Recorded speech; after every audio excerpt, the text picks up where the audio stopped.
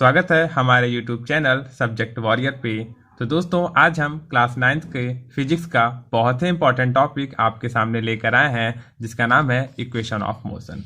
तो जैसा कि हम जानते हैं कि 3 इक्वेशन ऑफ मोशंस होते हैं। आप देख पा रहे होंगे first equation of motion v equal to u plus a t, second equation of motion s equal to u t plus half a t square, and last the third equation of motion v square equal to u square plus 2as, whereas u equal to initial velocity, v equal to final velocity, a equal to acceleration, t equal to time taken and s equal to distance traveled। कहने का मतलब है दोस्तों कि ये सारे जो terms use किए गए हैं u, v, a, t, s, ये सब क्या डिनोट करते हैं यहाँ हम बता रहे हैं। u जो है आपको डिनोट करता है initial velocity of the moving body, v denote करता है आपका final velocity of the moving body, a denote करता है एक्सेलरेशन को, t टाइम टेकन को डिनोट करता है एंड लास्ट s आप कहते हैं डिस्टेंस ट्रेवल को डिनोट करता है। तो दोस्तों जैसा कि हम जानते हैं कि क्लास 9th के स्टैंडर्ड के अकॉर्डिंग हम मैथमेटिकल मेथड और ग्राफिकल मेथड को यहाँ पे सॉल्यूशन करेंगे, यहाँ पर रिप्रेजेंट करेंगे, और क्लास 11th में कैलकुलस मेथड के थ्रू इक्वेशन ऑफ मोशन को डिराइव करेंगे। ओके, तो सबसे पहले हम आज यहाँ पर आप लोग के सामने मैथमेटिकल मेथड को लेकर डिस्कस करने वाले हैं। तो चलिए हम मैथमेटिकल मेथड से इक्वेशन ऑफ मोशन को डिराइव करते हैं। तो सबसे पहले हम फर्स्ट इक्वेशन ऑफ मोशन की बात करते हैं। ओके, तो हम जानते हैं according to the definition of acceleration,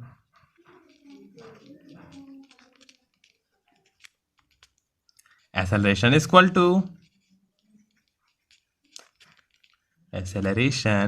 to change in velocity upon time taken।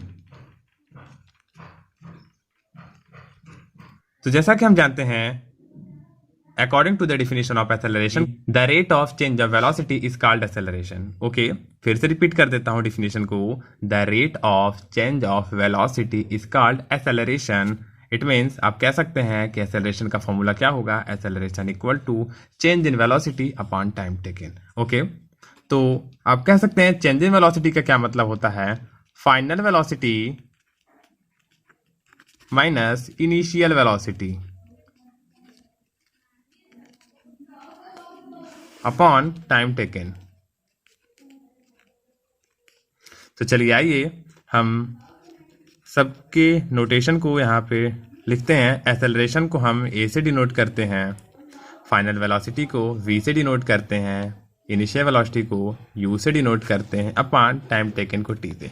अब t को हम ट्रांसपोज करते हैं तो आपको मिलेगा a t equal to v minus u. Finally we will get v equal to u plus a T.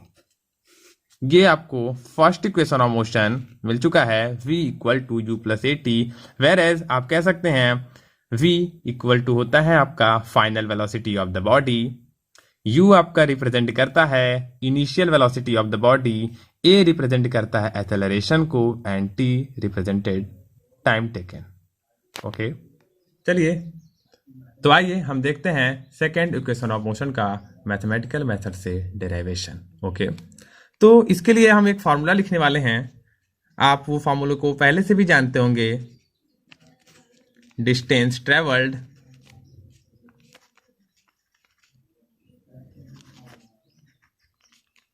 Equal to average velocity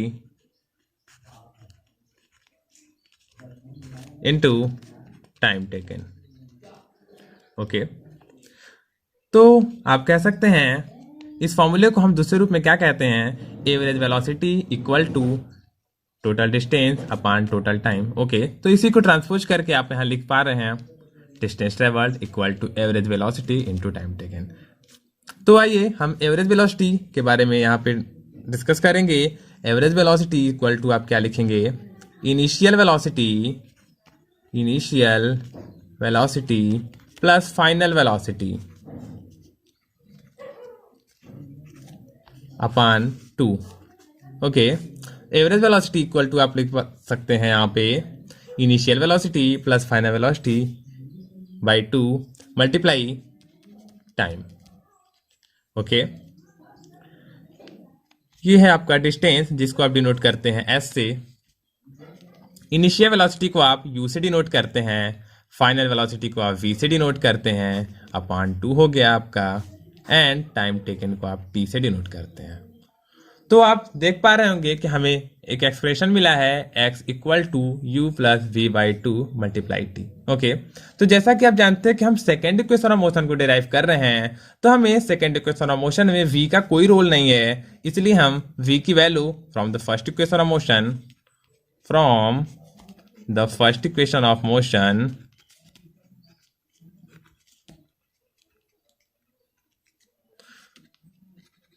putting the value of v equal to u plus at। Okay, तो आइए आप यहाँ पाएंगे s equal to u plus at upon 2 multiply t। Okay, तो आप देख सकते हैं यहाँ पे u प्लस u होता है आपका 2u plus at by 2 multiply t। Okay, अब हम क्या करते हैं, t का मल्टीप्लाई ब्रैकेट के अंदर करते हैं, तो आप देखेंगे यहाँ पे 2ut plus at square by 2। अब हम इस फ्रैक्शन को अलग करते हैं तो हमें क्या मिलेगा, ut plus half at square. आप देख सकते हैं कि ये एक फ्रैक्शन है और हमने क्या किया है, इसके डिनोमिनेटर जो 2 है दोनों को अलग अलग फ्रैक्शन किया है, तो यहाँ से 2 से 2 कैंसिल हो जाएगा और आपको सिर्फ मिलेगा ut, और यहाँ पर आपका 1/2 मिलेगा और उसके साथ मिलेगा at स्क्वायर। तो आपको यहाँ पे finally second equation of motion में क्या मिलता है, s equal to ut plus half at square, whereas s is denoted distance travelled by the body in time t, and u is the initial velocity of the body, t is time taken, and also a is acceleration। Okay, हम अब देखने वाले हैं third equation of motion को। तो जैसा कि आप जानते हैं कि थर्ड इक्वेशन ऑफ मोशन को हम मैथमेटिकल मेथड के थ्रू डिराइव करने वाले हैं, तो हम स्टार्ट करते हैं from the first equation of motion.